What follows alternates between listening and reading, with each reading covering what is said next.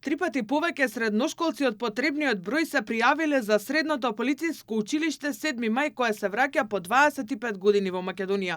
Само 200 од тие кои пројавиле интерес за полицајци ќе бидат примени за да ја завршат двегодишната програма.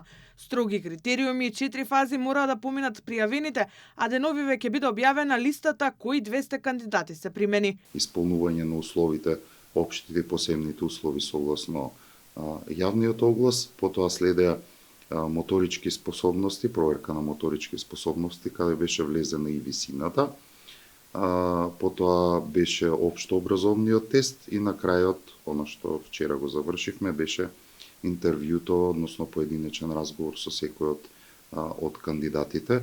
Можам да заклучам дека беа пријавени доста солидни ученици. Од 1 септември учениците ќе престојуваат во реновирани соби, а наставата ќе ја следат во добро опремени училници. Како дел од наставата е планирана и теренско-тактичка обука, што вклучува меѓу другото и логорување, скијање, пливање. Повеќе теренско-тактичка настава, односно практична настава, повеќе внимание ќе се посветува на јазиците, на писменоста, на македонскиот јазик, англискиот, воведуваме и како и порано исто има и германски јазик.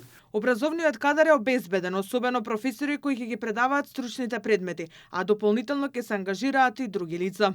Ангажираат стручни лица, доценти, доктори на науки, докторанти, кои што можат да придонесат во одредени области од ова стручно образование. Пред се тука мислам и на доктори на науки од пензионираниот кадар на Министерството.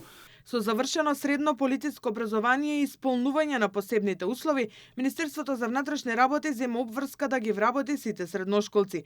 Тие што ќе сакаат можат да продолжат со високо образование на Факултетот за безбедност или други сродни факултети.